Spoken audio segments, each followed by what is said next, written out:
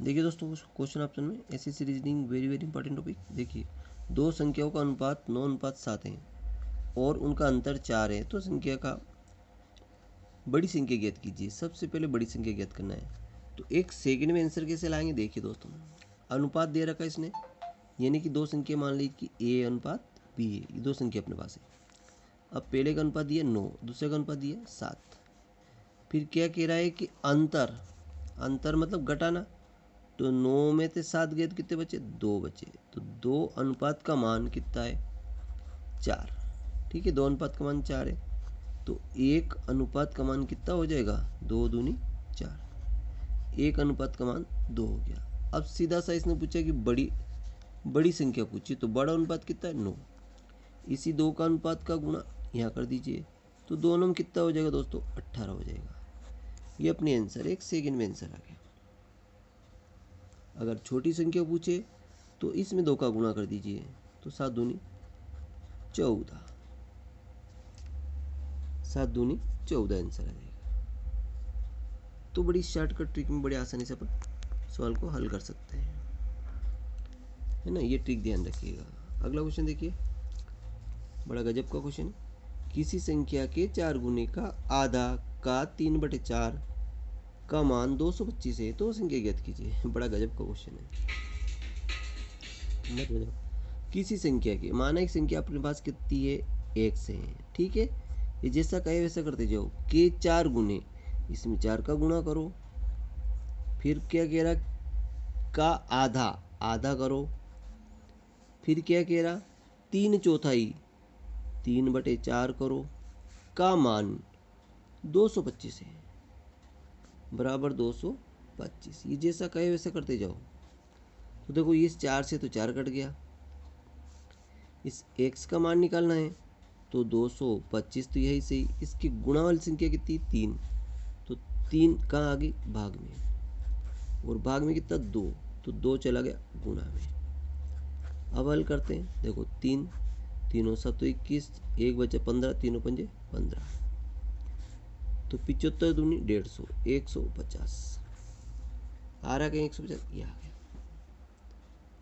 है ना। जैसा कहे वैसा करते जाओ। आधा कहे तो आधा कर दो, 2 गुना कहे तो 2 गुना कर दो, 4 गुना कहे तो 4 गुना कर दो, ठीक है। ये ध्यान रखना। इसी प्रकार अगला क्वेश्चन देखिए,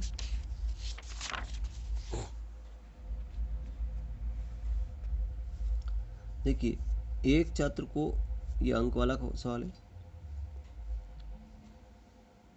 देखिए परसेंटेज वाला सवाल है। देखिए, एक छात्र को 450 अंक प्राप्त होते हैं और वह उसके पूर्णांक का 30% है,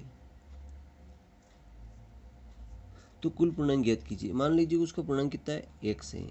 अब x का 30%, देखो 30% बराबर कितना है, 450, है ना।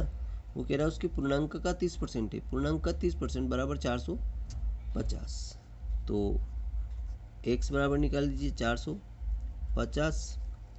अब 30% गुणा वाली संख्या कहाँ आएगी, भाग में, और नीचे 100 है तो 100 ऊपर चल जाएगा, परसेंट का नीचे 100 ऊपर चल जाएगा। एक सिपर सिपर कट गई, 3 एकम 3, 3 एकम 3, तीनों 5 15, और 15 का 100 में गुणा करें तो कितना आएगा, 1500। तो पूर्णांक कितने का था, 1500 का था। आई होप कि समझ में आ गया होगा। इस वक्त अगला क्वेश्चन देखिए, राम अपनी आय का 12% बचत करता है और मासिक खर्च 19,360 रुपये है, तो उसकी आय कितनी है। देखिए, कुल मिला के किसी भी व्यक्ति की आय अपने आप में होती है 100% होती है। कितनी होती है, 100%। अब 12% तो बचत करता है, 100 में से ये 12% बचत करता है, तो खर्च कितनी करता होगा, बाकी बच्चों को खर्च करता होगा, है ना। तो खर्च कितनी करता है, 100 में से 12 गए तो 88%, है ना, ये खर्च करता है। तो इसी 88% का मान कितना है, ये 19,360 रुपये, 19,360 रुपये, ठीक है। काट लो इसको 11 से, देखो 11 8 88,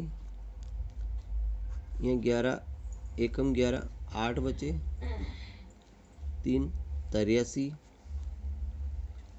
है ना, 83 तो 11 7 87 77, तो 13 में 7 गए तो 13 में 7 गए तो 6 है ना, और ऊपर से ये 6 उतारो तो 66, 11 छंग 66, इस पे 8 से काटेंगे तो 8 दूनी 16, एक बचा, फिर 8 दूनी 16, यानी कि 1% का मान अपने पास कितना है 220 रुपये। अगर 100% का निकालना चाहें तो कितना है 100 का मल्टीप्लाई कर देंगे तो कितना आ जाएगा 22, तो 3 जीरो लग जाएगी तो 22,000 रुपये इसका आंसर हो जाएगा। उसकी आय कितनी हो जाएगी 22,000 रुपये हो जाएगी। इस प्रकार अगला क्वेश्चन देखिए, किसी व्यक्ति परीक्षा में 42% गणित में और 52% अंग्रेजी में और 17% दोनों में अनुत्तीर्ण होते हैं, तो दोनों में 46 छात्र उत्तीर्ण होते हैं, तो कुल छात्र कितने थे। देखिए वेन डायग्राम से इसको सोल्व कर लेंगे अपन। देखो ये वाला गणित का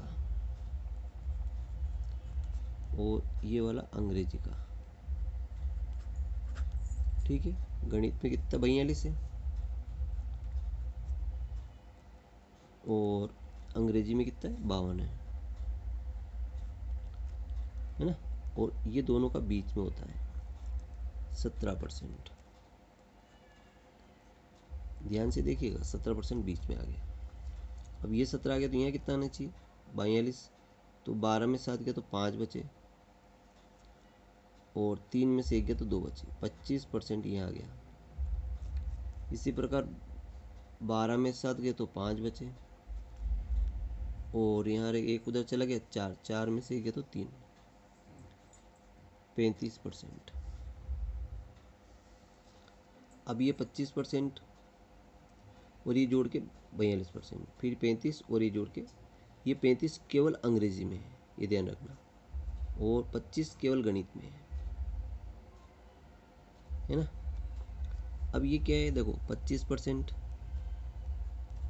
प्लस ये 17% प्लस ये 35%, ये सब क्या है अनुत्तीर्ण संख्या है, तो इनको जोड़ लेते हैं। 5 5 10 ने 7 17 के 7 अंश 1 3 1 4 1 5 और 2 7, 77% अनुत्तीर्ण है। अब 100 में से घटाएंगे इसको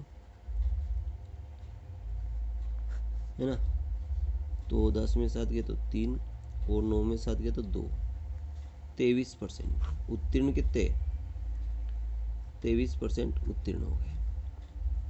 इसी 23% का मान कितना है 46 है,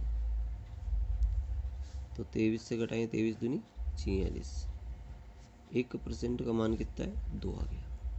जब 1 का मान 2 है तो 100% का मान कितना होगा, 100 अनुपात का मान कितना होगा 200 होगा, तो कुल छात्र कितने हैं 200 है। बी ऑप्शन अपना मैच कर गया। Thank you.